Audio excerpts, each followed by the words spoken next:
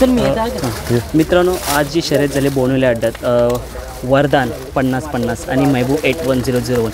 सर्वात प्रथम सांगायचं झालं तर माझी महबूब आणि 8001ची खूप दिवसापासून मुलाखत घेण्याची इच्छा होती, पण कधी योग नाही आला. पण आता पण दादांना तिकडे बोलवलं आहे, तर त्यांचं जास्त न वेळ घेतला, 1-2 मिनटं घेणार आहे. दादा, सर्वप्रथम मी हेच बोलू शकतो की वरदान आणि महबूब ही आता महाराष्ट्र काय भारतभरची A1 जोडी आहे, त्याबद्दल काय बोला? वरदान आणि महबूब ही जोडी महाराष्ट्राची A1 जोडी आहे, मुंबईची A1 जोडी आहे. कारण ही जोडी एवढ्या स्पीडने पळते की त्यांच्या स्पीडने त्यांनी तो आम्ही स्वतःहून बोलत नाही की महाराष्ट्राची A1 जोडी, ही पब्लिक बोलते की ही जोडी एवढी पळते की ही महाराष्ट्रात कोणालाही पण हारू शकते. परेश शेठ आणि आमचे संबंध एवढे चांगले आहेत की एकदम घरासारखे आहेत. म्हणजे ते मला लहान भावासारखेच समजतात, एकदम भावासारखे संबंध आहेत. काही आमच्यामध्ये झालं की कोण काय बोलला तर आम्ही त्याच्याकडे काही परेश शेठ पण बोलतात तुम्ही काय लक्ष देऊ नका, आपल्याला हीच गाडी पळवायची आणि काही झालं तरी आपण हीच गाडी पळवणार. दादा, या जोडी मागे काय असं आहे? कारण का बघा, जेव्हा वरदान आणि महबूबची जोडी जमते तेव्हा कुठेतरी महबूब कुठेतरी थोडा आजारी असतो, पण तो कधीही निराशा नाही करत, गुलाल घेऊन येतो. आज पण बैल आमचा आजारी अजून त्या शेपटीला गेल्या वर्षी ओळेला जिथं आपला कडावला शर्यत झालेली तेव्हा त्याच्या फ्रॅक्चर होतं. त्यात आम्ही 4-5 दिवसानंतर फ्रॅक्चर काढला, पण अजूनपर्यंत त्याची जखम आहे, तरी तो आज पळतोय. म्हणजे त्याच्या जिद्दीवर आज तो पळतोय.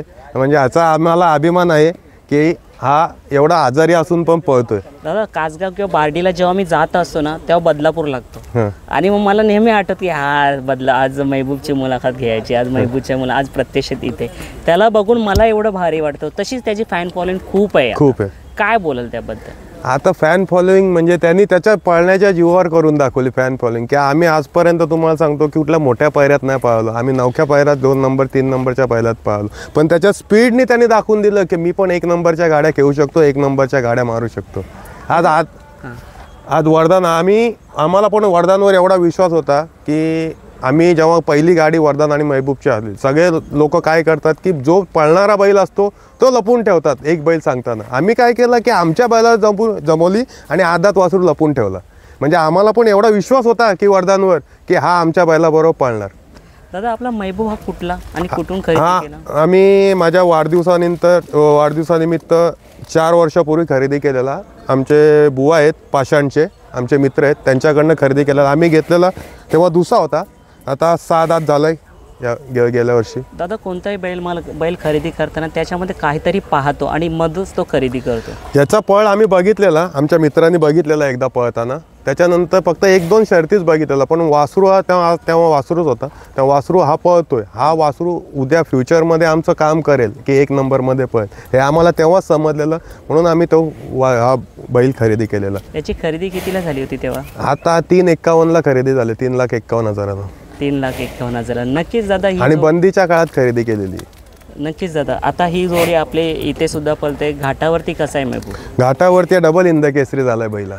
आणि 3 फेऱ्यामध्ये मुंबईमध्ये जे भूतोना भविष्य मैदान झालं मुंबई महाराष्ट्र केसरी, त्याचा 1 नंबरचा मानकरी आहे. नक्कीच होतं. आपण तेव्हा वरदान आणि 50-50नी 1 नंबर मिळून तिथे बुलेट गाडी पटकावली होती. आणि दादा, मी आता जास्त वेळ नाही घेत, तुम्हाला उशीर झाला दिसतो, पण नंतर कधी आपण नक्कीच व्यवस्थित मुलाखत घेऊया. दादा, गुढीपाडव्याच्या तुम्हाला पण आमच्या मित्रापर्यंत शुभेच्छा. महबूब बैलाला सुद्धा शुभेच्छा. थोडासा घाई तिला स्टेजच्या इथे बोलायला सोडण्यात आला, पण नक्कीच एकदा आपण महबूब 8001ची मुलाखत घेऊया. माझी इच्छा होती एक महबूब बैलासोबत मुलाखत घ्यावी आणि ती झाली, तीच मोठी गोष्ट आहे. मी दादांचा खूप मनापासून धन्यवाद मानतो की त्यांनी 2 मिनटं तरी मला दिली. सो आता बैल जातोय स्टेज जवळ, कारण बोलवण्यात आलंय.